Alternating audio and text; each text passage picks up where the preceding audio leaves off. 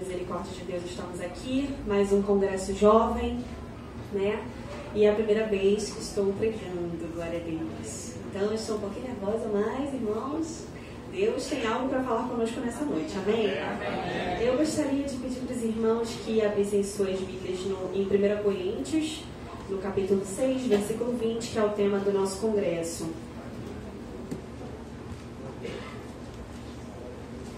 1 Coríntios, capítulo 6, versículo 20.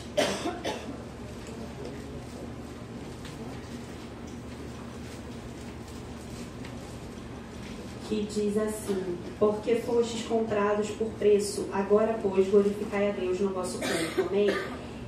Mais à frente eu vou voltar nesse capítulo, a gente vai falar um pouquinho sobre ele mais à frente. Mas eu fiquei pensando em qual personagem da Bíblia eu traria, né? Qual exemplo da Bíblia eu traria para a gente refletir nessa noite.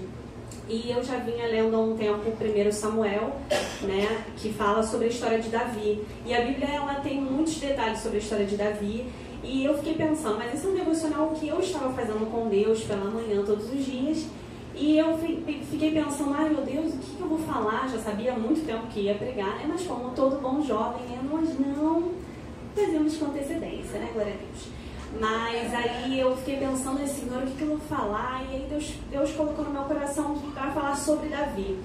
E eu pensei, ai, mas será? Todo mundo fala sobre Davi, todo mundo conhece a história de Davi. O que eu tenho para falar sobre Davi, né? Mais uma pessoa para falar sobre Davi. E aí a pastora Fernanda começou a gravar seus vídeos falando sobre 1 Samuel. Eu falei, não é possível, né? O que é isso? Agora meus irmãos estão vendo os vídeos e, meu Deus, eu vou falar também sobre Davi. Mas eu creio que Deus tem algo para falar com as nossas vidas nessa noite, amém? E que você possa verdadeiramente abrir o seu coração nessa noite, mesmo não sendo uma pregadora profissional, uma pastora, tá? Que Deus possa falar com você, que você possa abrir o seu coração verdadeiramente nessa noite, amém? Então, em 1 Samuel, você pode deixar sua Bíblia aberta em 1 Samuel, que a gente vai fazer um resumão sobre a vida de Davi. Então, Davi é um homem segundo o coração de Deus, né? A gente sempre ouve falar isso, né? Davi ficou conhecido por ser um homem segundo o coração de Deus. Mas o que mais me chama a atenção na história de Davi é que Davi, ele não era perfeito. Davi, ele tinha muitos defeitos, Davi errou, Davi falhou, mas ainda assim Davi era segundo o coração de Deus. Então, 1 Samuel, no capítulo 16, a Bíblia vai começar a nos contar a história de Davi, que era um jovem, né, que era o mais novo dos seus irmãos. Ele era jovem, era o mais novo dos seus irmãos, era filho de Jessé. E Samuel é enviado por Deus à casa de Jessé para ungir um dos filhos dele, né? E naquele momento, no primeiro momento, Samuel até acha que pode ser um dos filhos de Jessé, porque era de boa aparência, né? E às vezes a gente também é assim, às vezes a gente se atenta para a aparência das pessoas, mas como Deus fala, né, aqui em 1 Samuel, que Deus está atento ao coração. Deus não está preocupado com a sua aparência. Deus não está preocupado se você veio aqui hoje com a sua melhor roupa ou não. Óbvio, não estou aqui dizendo que os irmãos não têm que se arrumar. A gente se arruma, né, para vir à casa do Senhor. A gente gosta de estar bem para estar na casa do Senhor. Mas o Senhor está preocupado com a motivação que está no seu coração. O Senhor está preocupado com aquilo que você veio oferecer a Ele, a sua vida a Ele. Amém? Então, em 1 Samuel 16 começa a contar a história de Davi, que era jovem, era o mais novo dos seus irmãos. Então ele foi escolhido por Deus, né? Foi ungido por Deus, por Samuel naquela época, né? Mesmo tendo seus irmãos a aparência melhor, talvez ao homem, né, parecesse, mas ele foi escolhido por Deus. Davi também é o mesmo que matou o gigante Golias, né? Ele era um jovem que ajudou muito o rei Saul, né? Quando o espírito maligno se apossava de Saul, Davi tangia sua harpa e o espírito se apartava dele, ele se sentia aliviado, né? E mesmo assim, mesmo tendo ajudado muito o rei Saul, a Bíblia vai nos dizer a partir do capítulo 18 que Saul se indignou contra Davi e começou a persegui-lo para o matar. Vamos ler lá no capítulo 18, de 1 Samuel. versículo 7.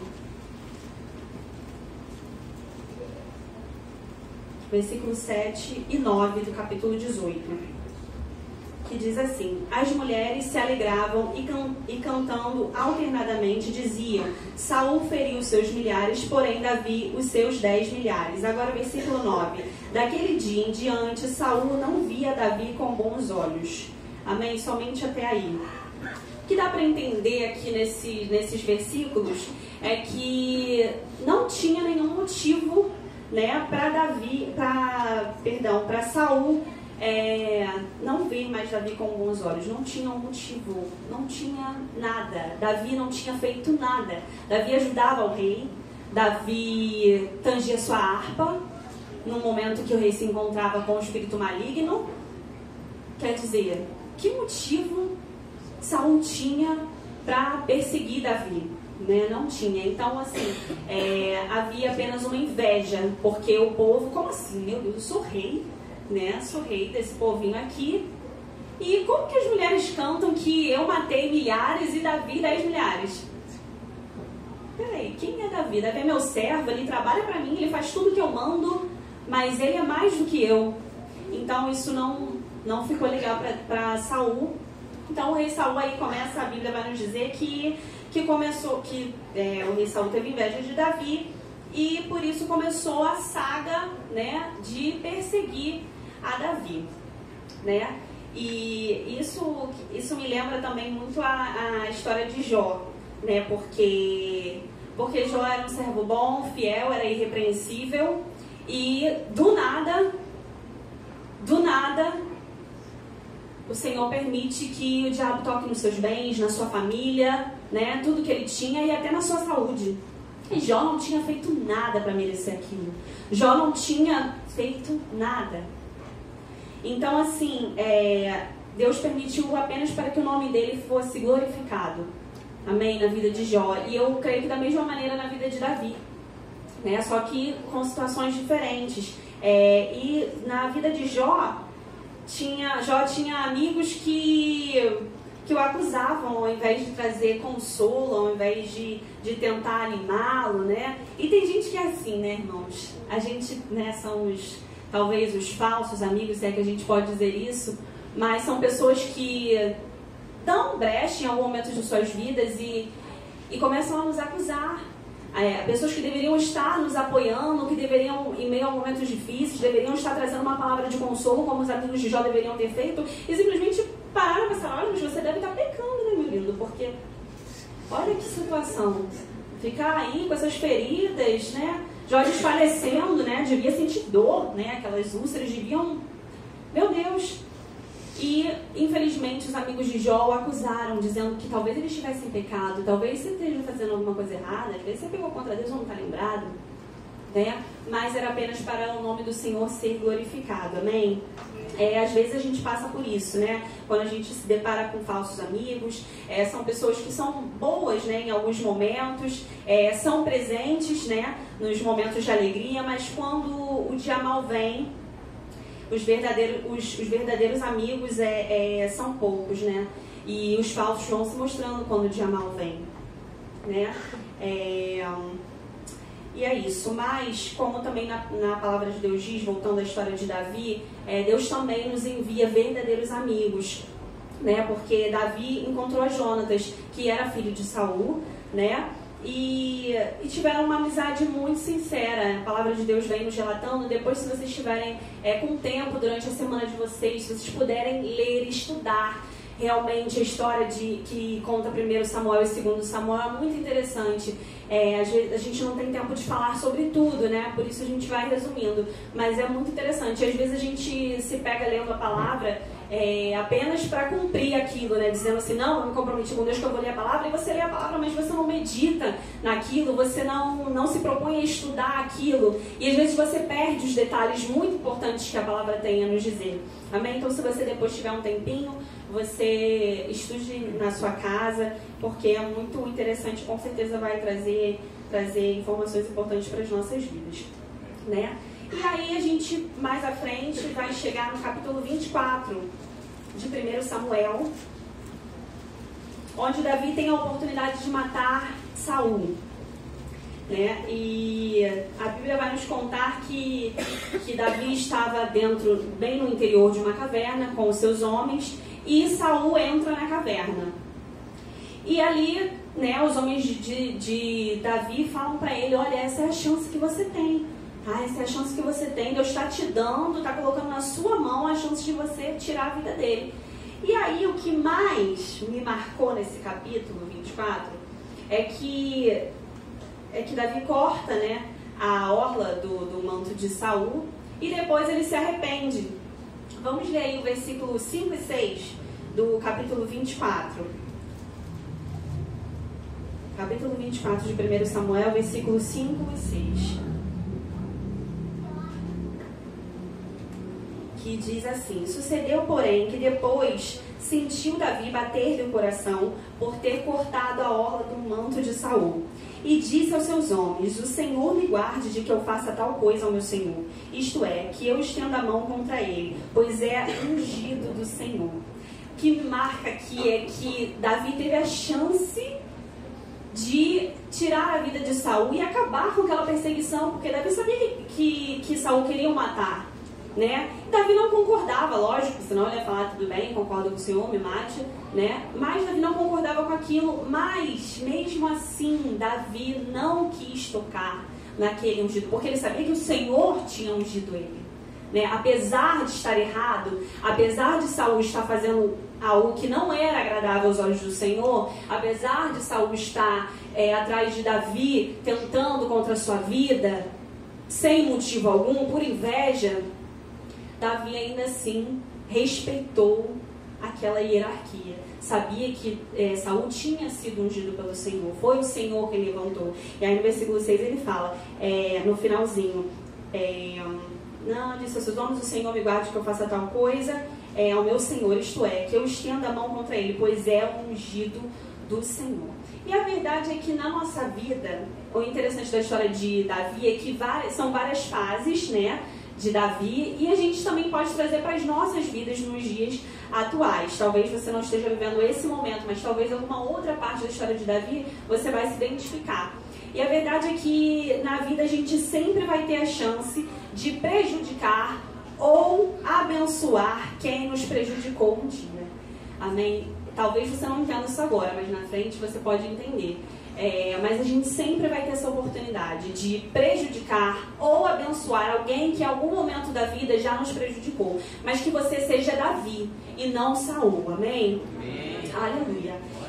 Enfim, os livros então de 1 e 2 Samuel relatam com detalhes a história de Davi, né? E o final de 1 Samuel nos conta que o rei Saul, ele se matou. E Davi lamentou por ele, Jonatas, apesar de tudo, né? Davi ainda pranteou por Saul, porque o que importa é o que está no seu coração e não no coração do outro.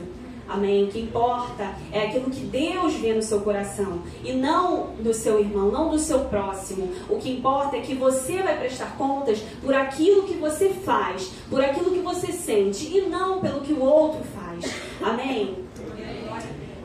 Então, né, Davi pranteou ainda assim, né, por Saul, né, e o que mais? E, enfim, a vida de Davi seguiu aí o fluxo, né? A Bíblia vai nos dizer mais à frente que Davi foi ungido rei de Judá, que ele teve muitas vitórias, teve filhos, foi ungido rei de todo Israel, conquistou Sião, teve mais filhos, e enfim, aonde eu quero chegar mesmo é em 2 Samuel, no capítulo 11. 2 Samuel, capítulo 11. A história de Davi é bem conhecida, eu acredito que todos os irmãos, se não a maioria, né, já tenha lido alguma coisa sobre Davi. E o capítulo 11 vai nos contar que Davi comete adultério com Batseba. Glaucia, você andou isso tudo para chegar agora e falar que Davi pecou? Eu quero dizer que Davi era um homem segundo o coração de Deus, mas ele era humano. Ele era um homem, né? A frase já diz, ele era um homem segundo o coração de Deus. Ele também pecou, Davi também errou, assim como eu e você, nós pecamos, nós erramos, mas podemos ainda assim sermos segundo o coração de Deus, amém? Então no capítulo 11 vai contar a história de que Davi, passeando, viu uma mulher que era Batseba, achou ela muito bonita, que bacana, não estou fazendo nada, não tenho nada para fazer agora, vou pecar contra o meu Deus. Não foi isso que Davi pensou, tá, irmãos? Na hora que a gente vai fazer algo errado, não estou falando de um adultério, tá? Não tô falando aqui sobre isso especificamente, mas quando a gente comete alguma coisa errada, quando a gente vai fazer alguma coisa errada, a última coisa que a gente pensa é: estou pecando contra Deus, não é verdade? Então Davi também não pensou nisso. Enfim, passou isso tudo, Batseba ficou grávida de Davi, Davi tentou esconder, começou a bolar um plano para que Urias, que era o marido de Batseba, fosse enganado, achando que ele seria o pai daquela criança. Só que, uma frase que mamãe sempre dizia lá em casa, dizia porque não estou mais na casa dela, glória a Deus, Deus me deu uma benção que eu casei, obrigada, Senhor. E aí, a mamãe sempre falava lá em casa: olha, o diabo, eu acho que eu não sei se ela falava para botar medo ou se, sei lá, mas é a verdade essa frase, é verdade esse bilhete. Mamãe falava: o diabo ajuda a fazer, mas não ajuda a esconder. Eu falo: é verdade, isso que se confirma na palavra do Senhor, porque aí Davi fez de tudo, começou a bolar um plano para que Urias achasse que aquele bebê era dele, que aquele filho era dele. Só que Urias não fez nada do que Davi planejou para que ele fizesse. Mandava ele para casa para descansar. E Urias não queria saber de descansar, na casa dele. E teve um dia que Urias falou assim: por que eu vou para minha casa se os meus irmãos de guerra estão aqui, coitados? Descansando aqui, eu vou descansar com eles. Quer dizer, Urias era um homem bom, E aí, como não saiu como planejado, o que Davi fez? Mandou matar Urias. Como? Foi lá e... Não foi. Colocou ele à frente de uma batalha, falou para os homens dele lá: olha, vocês vão deixar ele sozinho, que aí, não vai resistir, não é possível. E aí, realmente, Urias morreu à frente dessa batalha. Então, assim, Urias não morreu. Então, Davi mandou matar Urias. Então, aí já temos aí muitos pecados de Davi. A gente já pode fazer uma listinha. Primeiro, ele adulterou. Depois, ele mentiu, tentando bolar todo aquele plano. E, por último, mandou matar Urias. E, enfim, depois disso, depois que Davi matou Urias, meu Deus, quase não sai, ele se casou com Batseba, ela deu à luz ao filho. Aí no capítulo 12 de 2 Samuel, logo aí do ladinho, o profeta Natan vai até Davi repreendê-lo, o Senhor manda ele lá. E a gente vai ler o versículo 7 e 8, do capítulo 12 de 2 Samuel. Capítulo 12, versículos 7 e 8. Que diz assim, o versículo 7. Então disse Natan a Davi: tu és o homem. Assim diz o Senhor, Deus de Israel: eu te ungi rei sobre Israel, e eu te livrei das mãos de Saul. Deite a casa de teu senhor e as mulheres de teu senhor em teus braços, e também te dei a casa de Israel e de Judá. E se isto fora pouco, eu teria acrescentado tais e tais coisas. Amém? Somente até isso, somente esses dois versículos. E a verdade é que às vezes a gente fica como Davi nessa fase, Não, repetindo, não falando do adultério em si, mas a gente nunca está satisfeito com nada, Se Deus nos dá uma casa, mas eu queria com uma janela, mas sei lá. Se Deus nos dá um trabalho, mas poxa, eu vou ter que trabalhar até 6 horas, eu queria até trabalhar 2. Se Deus nos dá um namorado ou um marido, Senhor, mas só eu que falo, ele não fala nada. A gente não conversa muito, ele não é muito de falar, não sei. Queria que ele usasse uma blusa mais, não sei. Queria que não sujasse a blusa dele de base, não sei. Mas, tô zoando.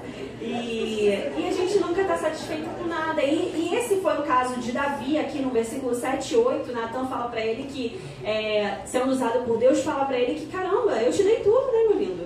O que está faltando aí para você? E no final do versículo, E se isto fora pouco, no final do versículo 8, e se isto fora pouco, eu teria acrescentado tais e tais coisas. Quer dizer, às vezes a gente não está satisfeito com nada e a gente, ao invés de pedir ao Senhor, quer fazer do nosso jeito.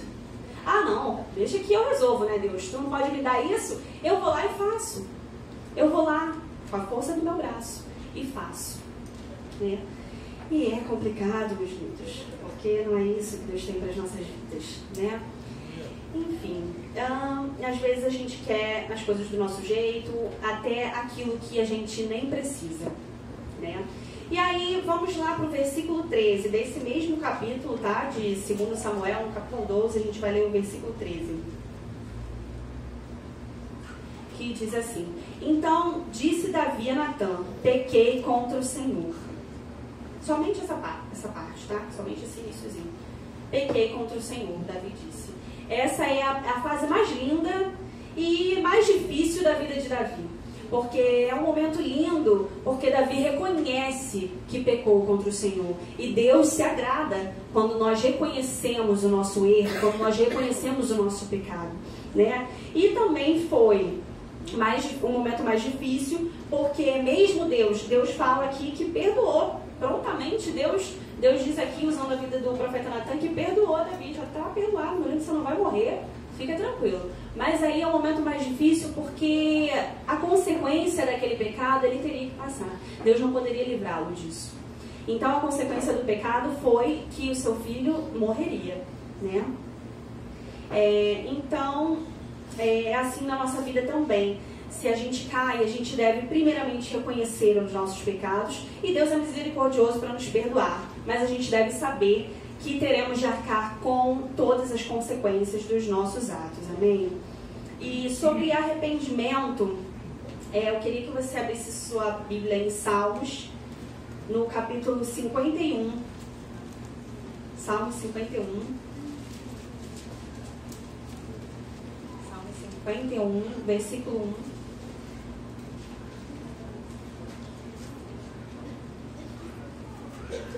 Aleluia. Salmo 51, do versículo 1 em diante. Aí, o título diz aí, confissão e arrependimento. Ao mestre de campo, Salmo de Davi, quando o profeta Natã veio ter com ele, depois de haver ele possuído Batseba. Diz assim no versículo 1.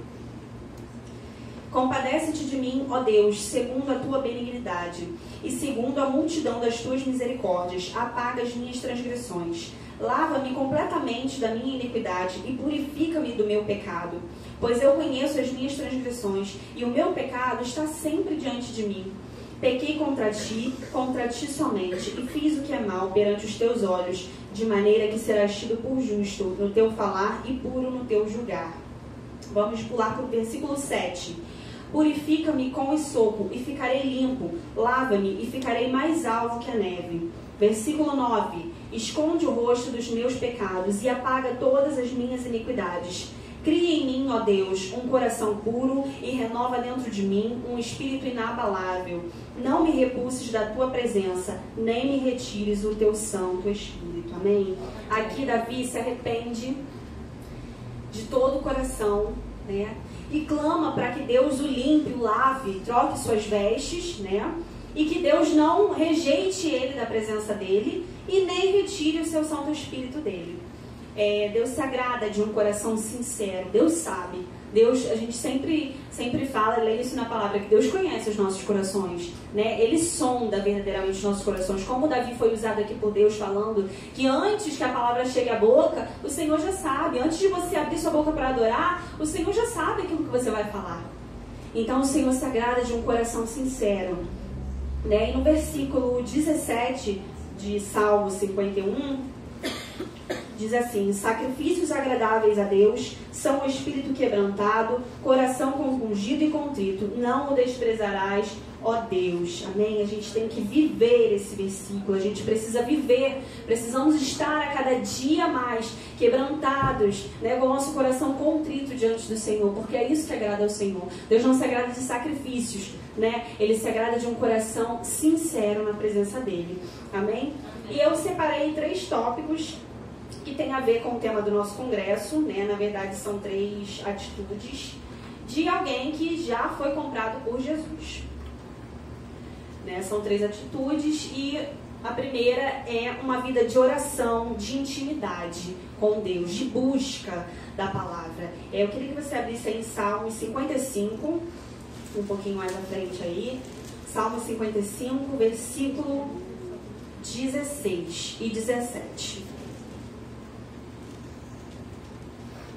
Salmo 55, versículo 16 e 17, que diz assim: Eu, porém, invocarei a Deus, e o Senhor me salvará. À tarde, pela manhã e ao meio-dia farei as minhas queixas e lamentarei, e Ele ouvirá a minha voz. Amém? Você vai me dizer, Glaucia, mas eu trabalho, né? Davi, pelo visto, fazia nada, né? Porque à tarde, pela manhã, meio-dia, toda hora. Eu trabalho, né? Tenho que me sustentar, os boletos não param. Eu estudo, eu faço faculdade, não tenho tempo. Eu tenho que fazer comida todo dia. Mas eu vou te dizer, o meu pai tá falando, glória a Deus, não entendi nada, pai. Não entendi nada, só tenho que fazer lá em casa. Aleluia. Então, aleluia, Deus é bom, Deus faz essas coisas, irmão.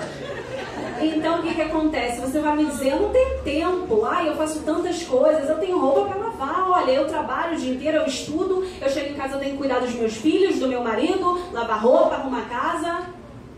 Mas, às vezes, você está no seu trabalho e tem tempo de olhar teu celular. Às vezes você está no seu trabalho e tem tempo de pegar o WhatsApp, de mandar vídeos nos grupos dos amigos, né? A gente fala tantas coisas no WhatsApp, meu Deus, com tantas pessoas, a gente tem acesso a tantas coisas, mas a gente quer arrumar desculpa para Deus, como se Deus não fosse onisciente, onipresente, onipotente, como se Deus não estivesse em todo lugar, em todo momento, sabendo o que você está fazendo, se você está com tempo, se você não está. Deus conhece. Deus sabe, Deus quer um coração sincero, como a gente falou anteriormente, e de busca e de intimidade com Ele, né? E, na verdade, a gente só vai ter intimidade com o Senhor quando a gente passar a verdadeiramente ter um relacionamento com Deus. E um relacionamento com Deus é diariamente, tá? Um relacionamento com Deus não é você orar de manhã e... beleza, orei de manhã, já fiz aqui um meu devocional, obrigada, Senhor. E o resto do dia... quem é Deus? Que relacionamento é esse que você fala uma vez ao dia com Deus e tá bom? Uma vez eu tô sendo legal, né? Porque uma vez o pastor João falou aqui que quantas pessoas, se não me engano foi numa escola bíblica, não tenho certeza, mas ele falou isso, que quantas pessoas às vezes acordam, fazem toda a sua rotina, vão para os seus trabalhos, estudam, fazem o que tem que fazer, volta para casa, vai dormir e não agradece nem a Deus, não fala nenhuma vez. Então é isso, irmão, vai pensar, eu falo uma vez, eu estou no lucro. Irmão, vigia.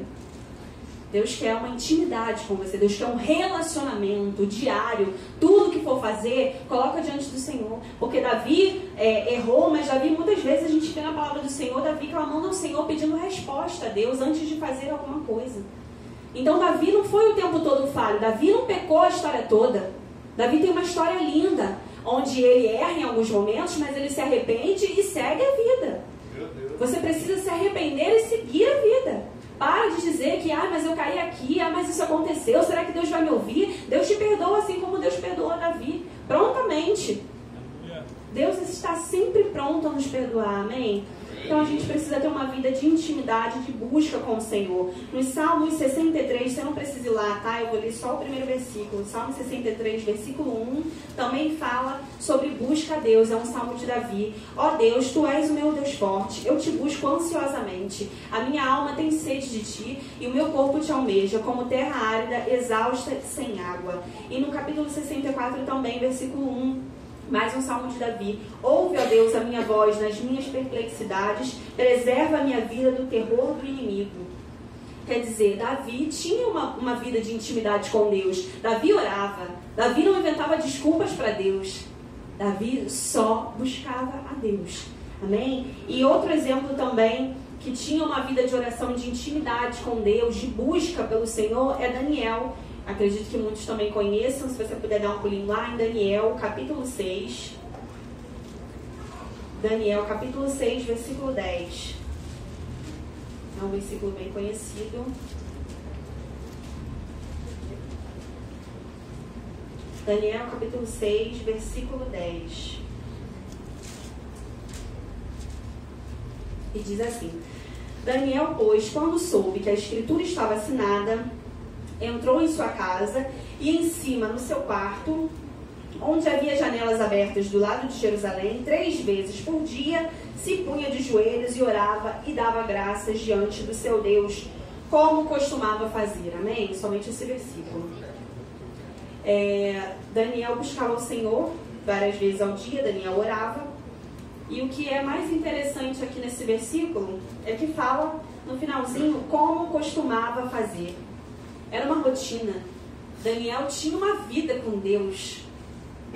Era uma constante para ele. Então, quando chegaram as adversidades, né, quando o decreto foi lançado lá, foi assinado, que ninguém poderia fazer petição alguma para homem nenhum ou para qualquer Deus que não fosse Dario, né, o rei daquela época, seria preso, seria lançado na cova dos leões. Então, quando vieram essas tentações, essas provações, Daniel estava preparado. Daniel não ficou abalado. A Bíblia não fala que Daniel ficou abalado, estava na cova dos leões. Está tranquilo, estou tranquilo aqui, Deus. Obrigada. Porque Daniel tinha uma vida com Deus, uma vida de intimidade. Ele não precisava temer, ele sabia quem era o Deus que ele servia. Ele sabia quem era aquele que ele orava 3 vezes ao dia. Ele sabia quem era esse Deus. Ele não tinha dúvidas. Então você também não precisa ter dúvidas. Você não pode ter dúvidas quanto a esse Deus.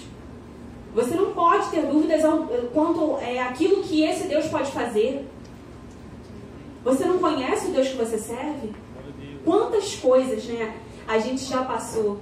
Quantas coisas você já passou até chegar aqui, como foi o testemunho do irmão. Vivia uma vida meio lá, meio cá.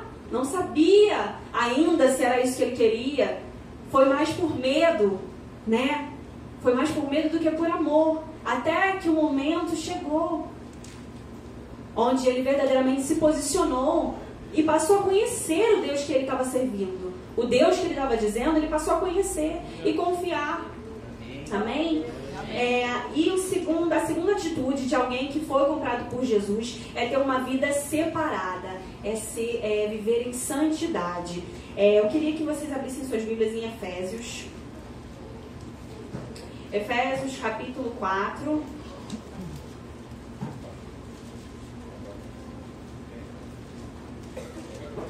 Efésios capítulo 4, versículo a partir do 25. Efésios capítulo 4, a partir do versículo 25.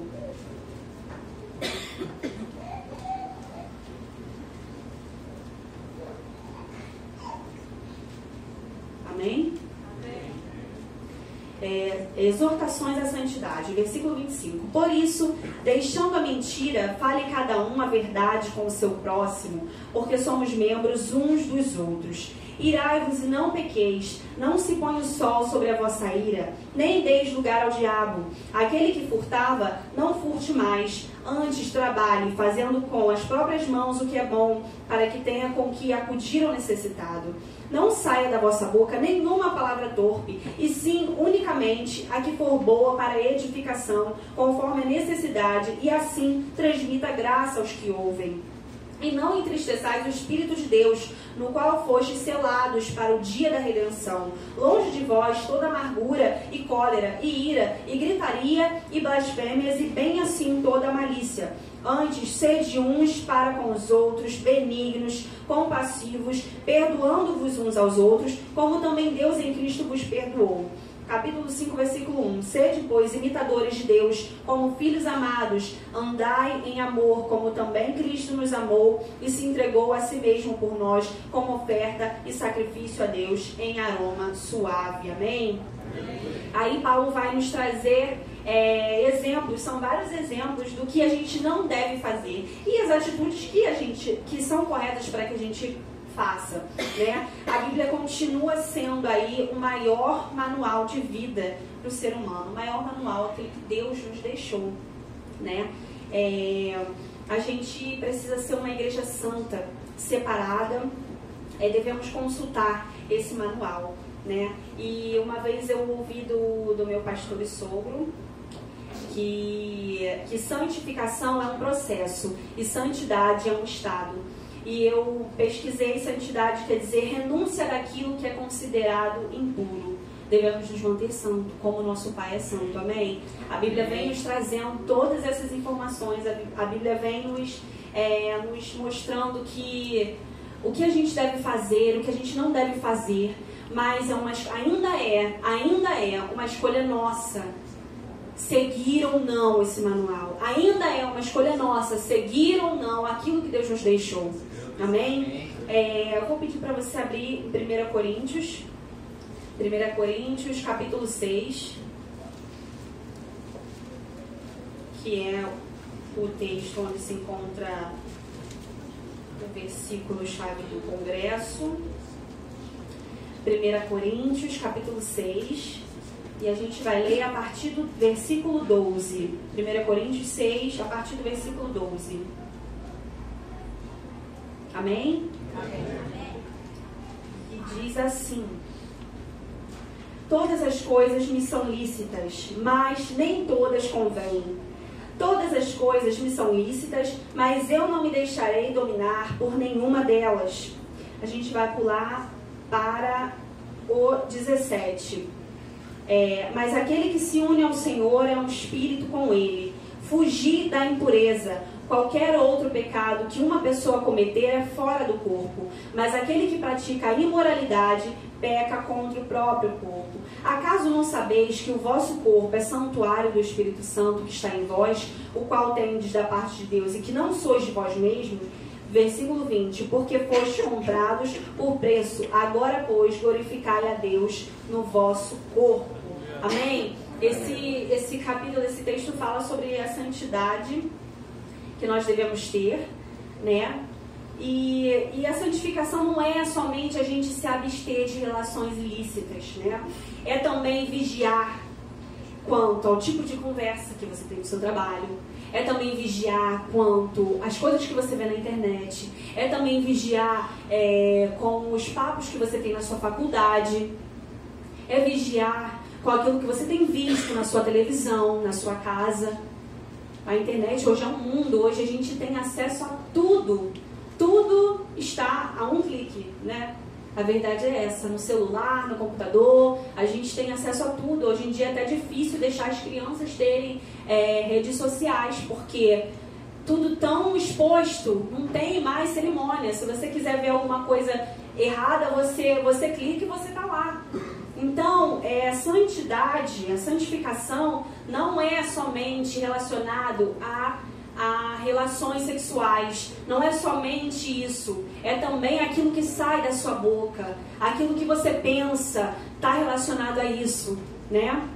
E é bom a gente falar sobre isso porque, como eu disse antes, são escolhas, são nossas escolhas, né? Por mais que Deus tenha nos dado todo esse manual de vida, todas essas instruções, por mais que você ouça na casa do Senhor, todo domingo, toda quinta, toda quarta, toda terça, que você deve fazer isso, que o certo é isso, ainda assim a escolha é sua, ainda assim você tem a opção, é você quem vai decidir isso, é você quem vai definir o que você vai fazer. Qual é a escolha que você vai tomar, né? E eu trouxe também a terceira atitude de alguém que foi comprado por Jesus, é a prática da palavra, é viver, é ser imitador de Jesus. A gente às vezes fala sobre buscar a Deus, sobre orar, sobre ler a palavra, mas não basta a gente apenas fazer tudo isso, falarmos do amor de Deus, pregarmos tantas coisas bonitas, né? Se a gente não consegue viver uma vírgula daquilo que a gente fala, né? E Deus procura verdadeiros adoradores, verdadeiros pregadores, verdadeiros filhos, verdadeiros servos, né? Amigos verdadeiros, e que se submetem à sua palavra. Amém? Eu gostaria que você abrisse sua Bíblia em Atos 16.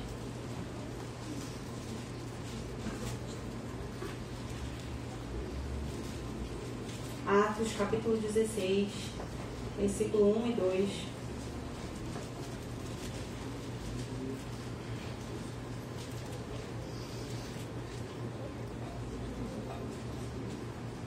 Atos 16, versículo 1 e 2.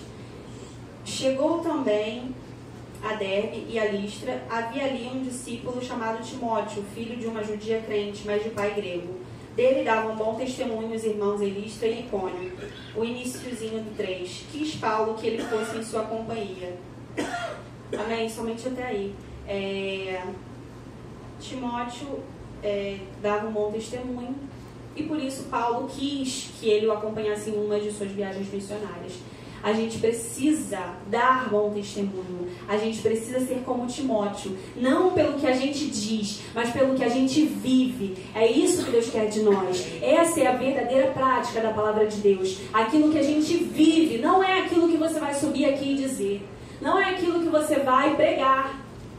É aquilo que você está fazendo com a sua vida para que as pessoas vejam. A gente precisa ser como Timóteo. A gente precisa dar um bom testemunho. A gente precisa que as pessoas, influenciar pessoas, que as pessoas vejam isso e queiram estar na nossa companhia. Amém? Vocês estão entendendo o que eu estou falando? Amém? Nós estamos irmãos meio com sono, hein? Catuca o irmão que está do seu lado e fala, não dorme não. Amém, Jesus. Deus quer te quer acordado nessa noite. Amém? A gente precisa ser como Timóteo. E também querer pessoas assim ao nosso lado, né? A gente aprende com isso o quê? Que a gente deve querer estar perto de pessoas que dão bom testemunho, pessoas que vão nos ajudar na nossa caminhada, amém? Para de querer levar aquela pessoa que Deus já tirou do teu caminho. Para de querer carregar com você aquele que Deus já falou que não é. Deus coloca pessoas dele no nosso caminho. Ele tira algumas, mas ele coloca também os dele. Assim como fez na vida de Davi, que colocou a Jonatas do lado dele. Para concluir, essas foram as 3 atitudes que uma pessoa comprada por Jesus deve seguir. E para concluir, eu queria que você refletisse um pouco sobre tudo que foi falado aqui. A gente falou sobre Davi, que foi um homem que cometeu erros, um homem falho, como nós, e que mesmo assim foi segundo o coração de Deus. Ele temia Deus e se arrependeu de coração pelos seus erros. A verdade é que a gente deve desejar ser segundo o coração de Deus, né? E talvez você tenha se afastado por algum motivo daquilo que Deus desejava para você, né? Meu sogro me falou uma vez que o real significado da palavra cajado é resgate.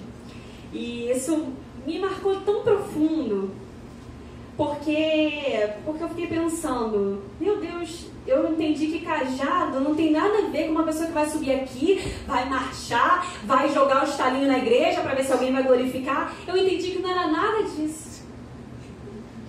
Alguém sabia que cajado significa isso? Porque pra mim foi uma surpresa. Porque às vezes a gente acha que, caramba, nossa, que pregação, nossa, foi cajado. Mas eu entendi que Deus, quando nos dá uma palavra, tem que ter uma finalidade. E a finalidade da palavra que Deus me deu é exatamente essa, é resgatar vidas nessa noite. E talvez você esteja já na igreja. Talvez você já esteja, talvez você fique até com vergonha de pensar, meu Deus, será que essa palavra é pra mim? Será que isso é pra mim? Eu queria que você fechasse seus olhos nessa hora, começasse a refletir nessa palavra. E talvez você se sinta envergonhado de pensar, meu Deus, essa palavra é pra mim, eu já te sirvo. Ai, Senhor, eu já toco na igreja, eu já canto. Ai, meu Deus, mas eu prego às vezes. Senhor, eu sou diácono. Ai, eu sou pastor. Senhor, eu não faço nada na tua igreja, mas já estou há muito tempo lá. Talvez você fique se sentindo envergonhado de pensar, meu Deus, será que essa palavra é para mim? Deus quer te resgatar nessa noite, sim, querido. Talvez você tenha se afastado por algum motivo daquilo que Deus desejava para você. Mas é uma noite onde Deus quer te trazer de volta, te levar de volta ao centro da sua vontade. O que tem tentado te comprar? Você já foi comprado por um preço alto. Esse preço alto foi pago com o sangue de Jesus na cruz. E o que tem tentado te comprar? O que tem tentado te afastar da presença do Senhor? Vou pedir para o louvor subir e me ajudar. Amém? Você continue com seus olhos fechados aí no teu lugar. Você pudesse colocar de pé. O que tem tentado te afastar da presença do Senhor? Será que são as amizades do mundo? Será que o que tem tentado te comprar são os prazeres desse mundo? Eu tenho algo a te dizer nessa noite. Isso tudo aqui vai passar. Isso tudo aqui vai acabar. E eu tenho uma coisa para te perguntar, para que você reflita aí com você mesmo, para que você ainda de olhos fechados reflita aí. Isso tudo aqui vai passar, e a pergunta que fica é: para onde nós estamos indo? Para onde nós estamos caminhando? Com as nossas atitudes, o que nós temos feito? Para onde nós vamos com essas atitudes? Para onde nós iremos? Fazendo aquilo que o Senhor já falou que não é para você fazer. Seguindo aquilo que o Senhor falou que não é para você seguir. Você já sabe. Oh Deus, você já sabe, Deus já falou com você. Você já sabe, a palavra do Senhor já te mostrou. Você já sabe o que deve fazer. Para onde nós estamos caminhando? Essa é a reflexão que fica. Que adianta um homem, né, ganhar o mundo inteiro e perder a sua alma?